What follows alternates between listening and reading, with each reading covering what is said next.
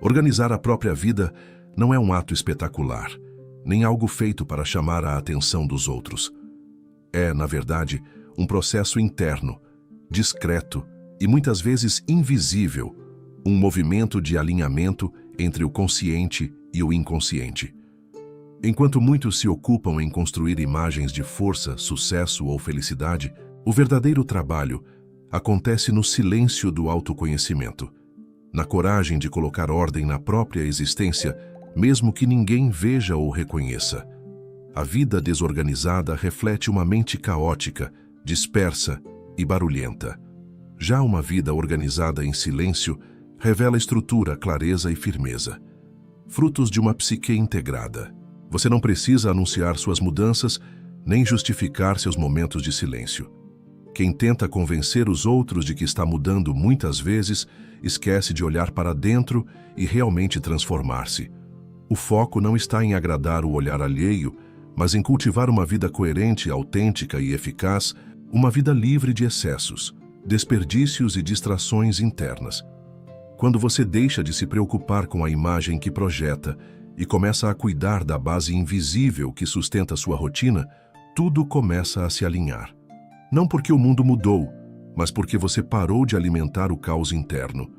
Você começa a agir com método, observa com mais calma, prioriza o que realmente importa e, sobretudo, aprende a dizer não para tudo aquilo que mantém sua mente e seu coração em desordem, seja mental, emocional, financeira ou espiritual.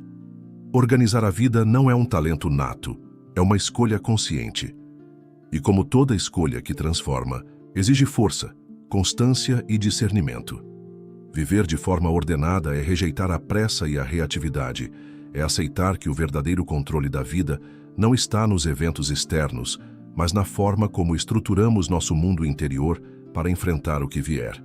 Essa estrutura se constrói com base em princípios profundos, não em impulsos passageiros. Se você está pronto para assumir esse compromisso silencioso com sua evolução interior, inscreva-se no canal e comente aqui embaixo: eu decido mudar de vida, se você está pronto para transformar sua vida de dentro para fora. 1. Organizar a própria vida é um ato de individuação. Organizar a própria vida vai muito além de manter uma rotina produtiva ou uma agenda impecável. Na visão da psicologia de Carl Jung, esse processo representa um dos movimentos mais importantes da existência: o caminho da individuação. Ou seja, não se trata de parecer alguém que tem tudo sob controle, mas sim de tornar-se, de fato, quem você é em sua essência. A individuação é o processo pelo qual o indivíduo integra as partes conscientes e inconscientes da psique, e isso exige um esforço profundo de reconhecimento, aceitação e reconciliação com tudo aquilo que foi negligenciado internamente: seus medos, contradições, feridas e potenciais não desenvolvidos. Organizar a vida nesse contexto não é pintar uma imagem de perfeição para o mundo exterior. É, antes de tudo, um compromisso radical com a verdade interior. É olhar para dentro e encarar os aspectos caóticos e desorganizados da mente, padrões automáticos, crenças limitantes, complexos emocionais e conteúdos reprimidos, para trazê-los à luz da consciência. Quando Jung falava sobre tornar-se quem você é, ele não se referia a uma performance, mas à coragem de trilhar o próprio caminho com autenticidade, mesmo que isso signifique desapontar expectativas externas. A desordem exterior, muitas vezes, é apenas o reflexo do que está desalinhado dentro de nós. Quando há conflito interno, a rotina se torna pesada, as decisões se tornam confusas e os relacionamentos se desequilibram. Organizar a vida, portanto, não começa com um aplicativo de tarefas, mas com uma escuta atenta da alma. Significa silenciar o ruído externo para ouvir a própria intuição, reconhecer o que está em desequilíbrio e iniciar pouco a pouco um processo de reintegração. É dar espaço para o self emergir, essa totalidade psíquica que inclui o ego, a sombra, os arquétipos e o inconsciente coletivo. E esse processo é, por natureza, silencioso e invisível aos olhos dos outros. Enquanto muitos se preocupam em parecer felizes, produtivos ou bem-sucedidos, Quem está verdadeiramente no caminho da individuação está ocupado colocando ordem no seu mundo interno. Essa ordem não é rigidez, mas estrutura. Não é controle obsessivo, mas clareza de propósito. É uma vida guiada por sentido e não por aparência. É saber, no fundo, que o verdadeiro poder não está em dominar os outros, mas em dominar a si mesmo, em integrar com consciência todas as partes da sua história e personalidade. Portanto, organizar a própria vida é um ato profundamente psicológico e espiritual. É a decisão de parar de reagir impulsivamente ao mundo e começar a responder a ele a partir de um centro interno sólido. É escolher viver com presença, com intenção, com responsabilidade por si mesmo. É deixar de lado a busca por aprovação e começar a buscar coerência entre o que se sente, o que se pensa e o que se faz. E isso é o que torna a vida não apenas organizada, mas plena. 2. O caos externo reflete a desordem psíquica interna. Na perspectiva da psicologia profunda de Carl Jung, o mundo ao nosso redor frequentemente funciona como um espelho da nossa psique. O caos externo, confusões diárias, relacionamentos conturbados, ciclos repetitivos de autossabotagem ou procrastinação, raramente é apenas circunstancial. Ele é, muitas vezes, a manifestação concreta de uma desordem psíquica que foi ignorada, reprimida ou mal compreendida. Jung dizia com clareza: tudo o que não enfrentamos em nós mesmos, acabamos encontrando como destino. Em outras palavras, aquilo que evitamos olhar internamente se projeta no mundo como se viesse de fora, mas, na verdade, está emergindo da sombra. A parte inconsciente da personalidade que abriga tudo o que foi rejeitado ou excluído do nosso campo de consciência. Quando negamos partes essenciais de quem somos para nos encaixar, agradar ou simplesmente sobreviver emocionalmente, criamos uma ruptura dentro de nós. Essa cisão interna gera um tipo de ruído psíquico que, com o tempo, se torna insustentável. A mente fragmentada, sem uma direção clara, começa a influenciar nossas escolhas de forma indireta. Passamos a viver em modo reativo, dominados por impulsos, ansiedades e repetições inconscientes. A vida parece fora de controle, mas, na verdade, é o reflexo de uma alma que perdeu o contato com sua totalidade. É por isso que tentar organizar a vida apenas no nível externo, limpando a casa, criando rotinas ou estabelecendo metas, não é suficiente se o caos interno não for acolhido e compreendido. A verdadeira organização começa quando damos voz ao que foi silenciado dentro de nós. Dores antigas, verdades ignoradas, desejos reprimidos, medos que fingimos não sentir. Só então podemos começar a colocar ordem verdadeira, aquela que nasce da reconciliação com o próprio ser. Nesse sentido, o caos pode ser visto não como um inimigo, mas como um mensageiro. Ele nos convida a olhar para dentro, a escutar os sinais da alma e a iniciar um processo de reintegração. Quando acolhemos a sombra com honestidade e coragem, começamos a ver mudanças reais na nossa realidade externa. A vida se alinha porque nós nos alinhamos. E a ordem, finalmente, deixa de ser uma ilusão e passa a ser uma expressão da harmonia interior. 3. Começar o dia com presença é iniciar o contato com o self. Começar o dia com presença não é apenas uma escolha de bem-estar ou produtividade. É um gesto profundo de reconexão com o que Jung chamou de self, o centro organizador da psique, a totalidade do ser. Enquanto o ego vive às voltas com preocupações cotidianas, distrações externas e demandas sociais, o self representa nossa essência mais profunda, a fonte de sabedoria interna que guia o processo de individuação. Quando logo ao acordar nos entregamos à correria, às notificações, aos compromissos ou ao impulso automático de fazer, nos afastamos do self e mergulhamos no ruído do mundo, reforçando a fragmentação psíquica. Mas quando escolhemos iniciar o dia em silêncio, com presença e intenção, estamos, na verdade, voltando ao nosso centro. O exemplo do motorista Cláudio, que criava um espaço de quietude todas as manhãs antes de enfrentar o caos do trânsito, É mais do que um hábito saudável. É um ritual simbólico de alinhamento interno.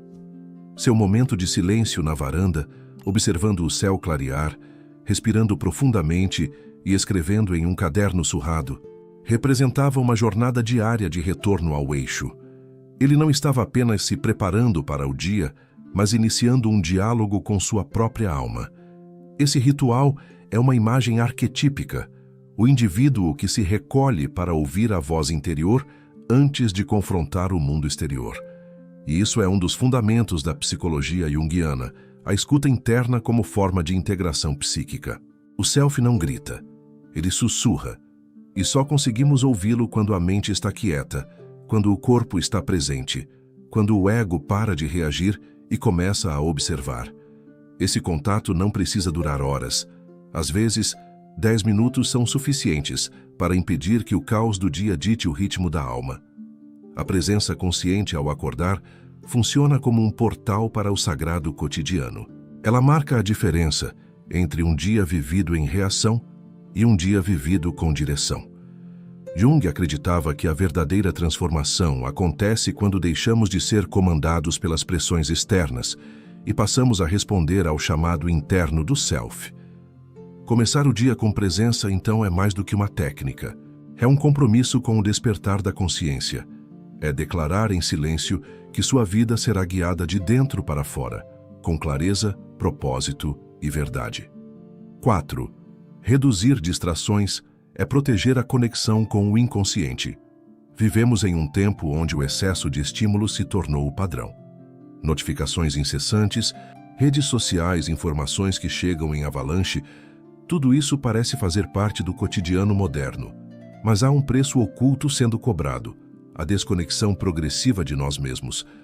Carl Jung advertia que o contato com o inconsciente, e por extensão com a alma, só é possível quando a mente está receptiva, quando o ruído externo cessa e há espaço para a escuta interior.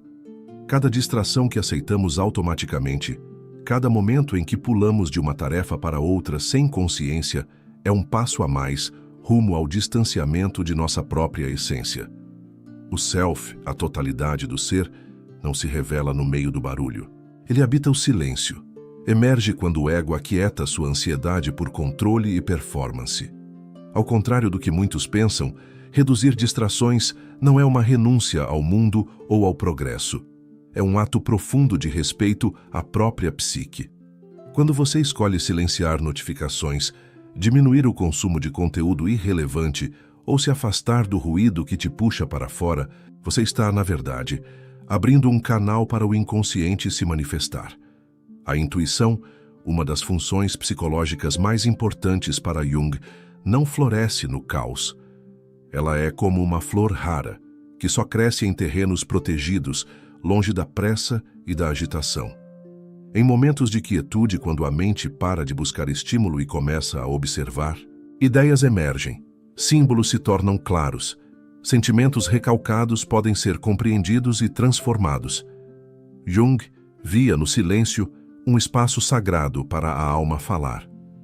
É nesse silêncio que sonhos esquecidos se revelam, que insights surgem sem esforço, que imagens interiores podem ser integradas ao consciente. A vida moderna, ao nos empurrar para um estado constante de distração, nos afasta desse processo.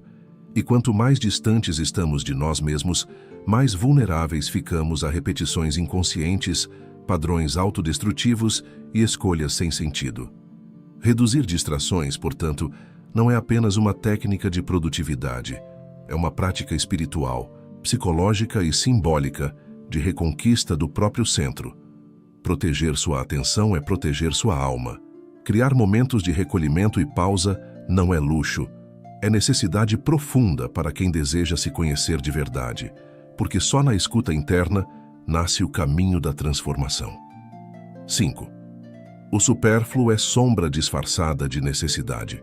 Na perspectiva da psicologia de Carl Jung, o que chamamos de supérfluo muitas vezes é a materialização inconsciente da sombra, aquela parte de nós que não queremos reconhecer, mas que insiste em se expressar. Quando acumulamos objetos, compromissos, hábitos e relações que não têm mais sentido, O fazemos em grande parte para evitar o enfrentamento de vazios internos. O excesso, que na superfície parece conforto, é muitas vezes uma fuga. Jung nos alertava: tudo o que não é integrado em nossa psique permanece atuando nas sombras, e o que é inconsciente governa nossa vida sem que percebamos. O consumo sem reflexão, a agenda lotada, a necessidade constante de estar ocupado ou de manter aparências não são aleatórios. São sintomas de uma psique que tenta preencher, com o externo, o que no interno ainda não foi acolhido. Essa busca constante por mais coisas, mais atenção, mais reconhecimento, é, em muitos casos, uma tentativa de anestesiar o desconforto que sentimos diante de nossa incompletude. No entanto, a verdadeira evolução psicológica não acontece com o acúmulo, mas com o esvaziamento consciente. Questionar o que é supérfluo em nossa vida é um ato de coragem e autoconhecimento. É quando deixamos de buscar no mundo respostas para os conflitos internos e começamos de fato a escutar o que nossa alma está tentando nos dizer através do excesso. Toda vez que acumulamos o que não é essencial, criamos camadas entre o ego e o self, e essas camadas impedem o fluxo da verdadeira transformação. Refinar a psique é, portanto, um processo de depuração. Assim como o alquimista separa o ouro da escória, nós também precisamos separar o que é essencial do que é apenas sombra disfarçada de desejo. Cada objeto sem função, cada obrigação que aceitamos por medo, cada padrão repetido sem consciência, tudo isso carrega energia psíquica aprisionada. Ao nos libertarmos do supérfluo, abrimos espaço para a autenticidade emergir. E mais do que isso, resgatamos uma parte de nós que estava soterrada sob o peso de expectativas externas e vazios não elaborados. Viver com menos não é empobrecimento, é integração.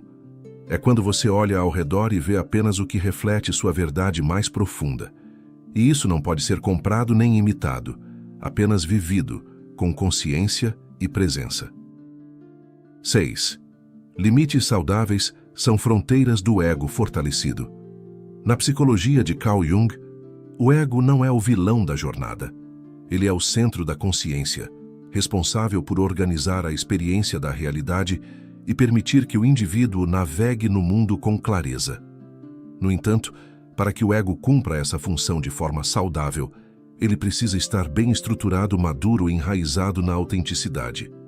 E uma das formas mais evidentes de um ego fortalecido é a capacidade de estabelecer limites claros. Dizer não com consciência e serenidade é um gesto profundo de afirmação do próprio valor. Não se trata de afastar os outros com rigidez ou agressividade, mas de preservar o próprio espaço psíquico para que o processo de individuação aconteça sem ser invadido pelas demandas alheias ou pelas pressões do coletivo.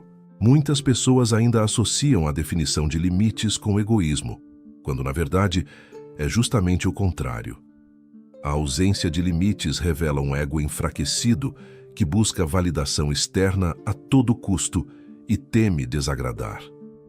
Esse ego permeável acaba se fragmentando, pois é constantemente atravessado por vontades, opiniões e exigências que não são suas. A psique se desequilibra quando o indivíduo diz sim com a boca, mas não com o coração.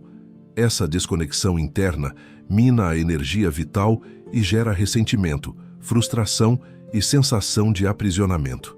Jung nos lembra que o processo de tornar-se quem se é exige delimitação, não para se isolar, mas para criar um espaço seguro onde o verdadeiro self possa florescer. Quando aprendemos a dizer não com clareza, estamos traçando uma linha invisível que demarca onde terminam as expectativas externas e começa a nossa verdade interior. Essa linha não precisa ser imposta com raiva ou explicações exageradas. Ela se expressa em atitudes coerentes, em escolhas firmes, em uma postura que comunica: eu me respeito e espero o mesmo. A verdadeira autoridade não grita, ela se manifesta em silêncio, sustentada por convicção interna. O ego fortalecido sabe o que é negociável e o que é inegociável. E essa sabedoria não nasce do orgulho, mas da intimidade com o próprio mundo interior. Portanto, estabelecer limites é mais do que proteger o tempo ou a energia. É proteger o processo de individuação, o caminho de integração entre ego e self.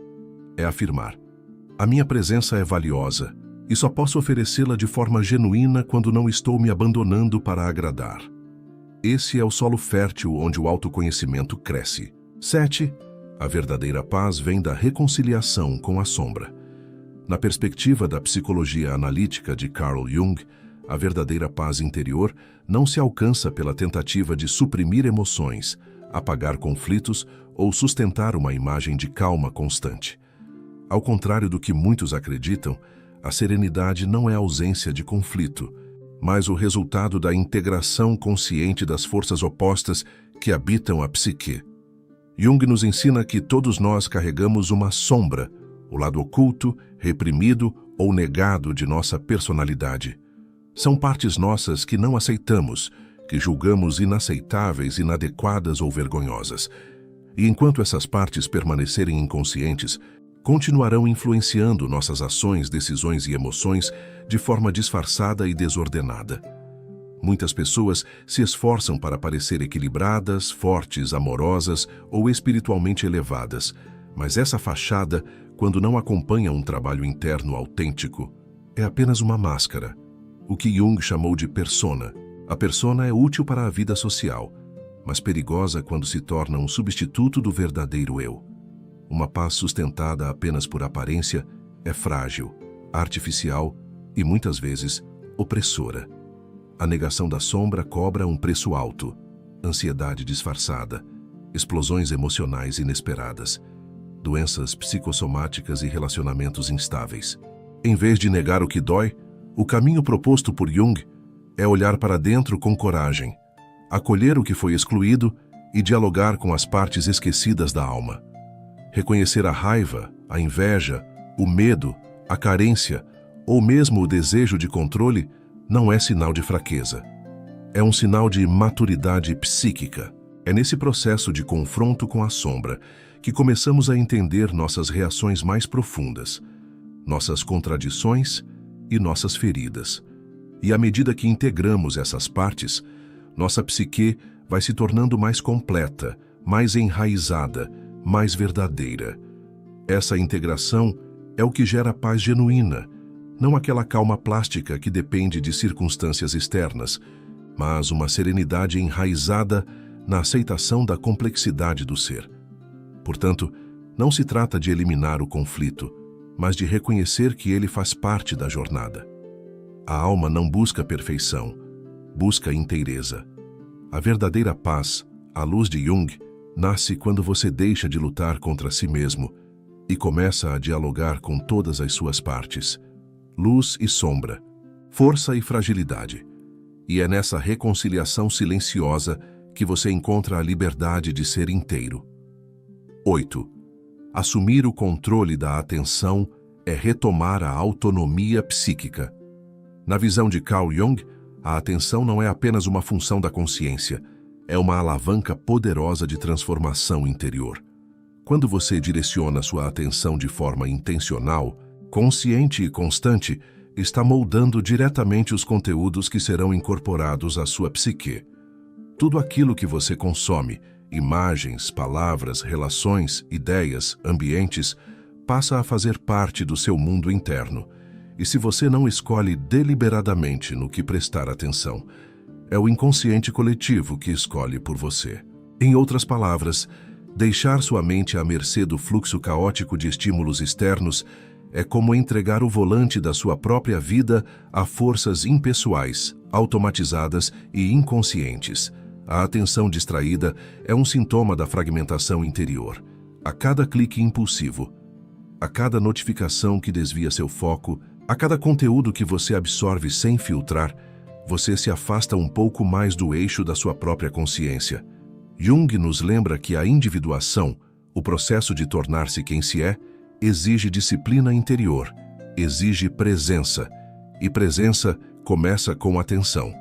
Não uma atenção superficial, mas um estado profundo de escuta, de observação, de escolha consciente. A mente que não aprende a filtrar o que absorve é facilmente colonizada por ideias prontas, por padrões coletivos, por arquétipos distorcidos que não representam sua verdade mais íntima. Assumir o controle da atenção é um ato radical de autonomia psíquica. É dizer não aos ruídos que enfraquecem sua conexão com o self, e sim aos símbolos, gestos e conteúdos que fortalecem sua jornada interior. Significa criar pausas conscientes ao longo do dia, evitar o excesso de informações que apenas preenchem, mas não nutrem. É cultivar momentos de silêncio não como ausência de estímulo, mas como um espaço fértil onde a alma pode se manifestar. Ao treinar sua atenção, você fortalece o ego em sua função mais elevada. Servir como mediador entre o consciente e o inconsciente, entre o mundo externo e as profundezas da alma. Uma atenção desperta é capaz de identificar padrões repetitivos, reconhecer projeções, acolher emoções e sustentar escolhas com mais clareza. Por isso, quem recupera o poder sobre sua atenção, recupera também o leme da própria existência. E isso, para Jung, é o início da verdadeira liberdade interior. 9. Viver com propósito é ouvir a voz do self, não do ego. Viver com propósito, à luz da psicologia de Carl Jung, é muito mais do que seguir metas externas, ambições fabricadas ou ideais impostos pelo meio social. É, acima de tudo, escutar a voz do self, essa instância profunda da psique que representa a totalidade do ser, a essência que busca emergir à consciência ao longo da vida. O self não grita, ele sussurra. Sua linguagem é simbólica, intuitiva, revelada nos sonhos, nas inquietações existenciais, nos momentos de silêncio e nos impulsos criativos que desafiam o status quo. Segui-lo exige coragem, pois muitas vezes ele aponta para direções que vão contra os desejos do ego, contra as expectativas familiares, culturais e até mesmo racionais. No entanto, é apenas quando respondemos a esse chamado interno que nossa vida começa a adquirir verdadeiro sentido. O ego, por sua vez, é a parte da psique voltada para o mundo exterior, que busca controle, reconhecimento e estabilidade. Ele é necessário, claro, mas limitado. Quando se torna tirânico, quando suas motivações se sobrepõem à escuta do inconsciente, acabamos vivendo uma vida que não nos pertence. Tomamos decisões baseadas em medo, comparação ou desejo de aprovação. Fazemos o que os outros esperam, e não o que nossa alma precisa. E essa dissonância, com o tempo, se transforma em sintomas: ansiedade, tédio profundo, frustração recorrente, sensação de vazio. Jung chamava isso de perda do sentido de vida, um afastamento do self, da verdade interior que nos orienta, ainda que de forma invisível. Viver com propósito, portanto, não é seguir um plano fixo, mas entrar em um diálogo contínuo com o inconsciente. É estar atento aos sinais que emergem dos sonhos, aos padrões repetidos que pedem resolução, às emoções que denunciam desconexão. É fazer escolhas com base em critérios internos, e não apenas em respostas automáticas. Jung dizia que o objetivo da vida não é alcançar o sucesso, mas realizar o self. E essa realização implica autenticidade, presença e renúncia às máscaras. Quando você alinha sua vida com esse propósito mais profundo, as ações deixam de ser apenas funcionais e passam a ser expressões do seu caminho único de transformação. É nesse ponto que a existência deixa de ser sobrevivência e se torna jornada. E isso não é sobre parecer especial, é sobre ser inteiro. 10. Transformação real é a alquimia da alma, feita no cotidiano. A verdadeira transformação que Jung nos propõe não é algo grandioso ou espetacular que ocorre de uma hora para outra, mas um processo gradual, sutil e profundamente interno. Uma verdadeira alquimia da alma. Essa transmutação não acontece por mágica, nem por força de acontecimentos externos. Ela é forjada dia após dia, no tecido silencioso da rotina, nos pequenos hábitos conscientes que cultivamos com intenção e presença. Cada gesto simples, seja reservar alguns minutos para refletir, escrever sobre seus sentimentos observar suas emoções sem julgamento ou simplesmente respirar com atenção, atua como um ingrediente dessa grande obra interior. Esses hábitos, muitas vezes desprezados pela sociedade acelerada, são o fogo lento que transforma o chumbo da desordem psíquica em ouro da autoconsciência e da integração. Jung nos ensinou que o inconsciente é vasto e poderoso, e que grande parte do que nos limita ou confunde está enterrado em suas profundezas.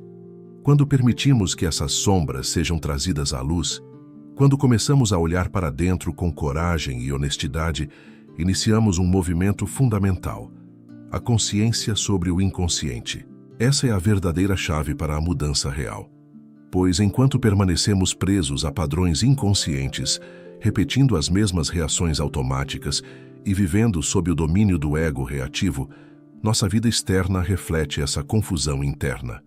As crises, os conflitos, as frustrações são, na verdade, manifestações do que ainda não foi integrado dentro de nós. Por isso, o trabalho do dia a dia, mesmo que pareça pequeno e repetitivo, é essencial. É na construção desse espaço interior de consciência que o self encontra terreno fértil para crescer. A transformação acontece no silêncio entre um hábito e outro, na paciência de se permitir sentir, na persistência de escolher agir com intenção. É um processo que exige disciplina, mas também compaixão consigo mesmo, porque a alma não muda por força, mas por atração do que é verdadeiro e genuíno. Cada avanço, por menor que pareça, é uma vitória sobre o caos interno e um passo rumo à plenitude. Portanto, quando você investir em práticas conscientes, esteja certo de que está cultivando a mais profunda revolução possível, a revolução da alma. E como em qualquer alquimia, a matéria-prima precisa ser trabalhada com tempo, respeito e cuidado. A transformação real não depende de eventos externos, mas da coragem de olhar para dentro, acolher suas sombras e permitir que a luz da consciência as transforme.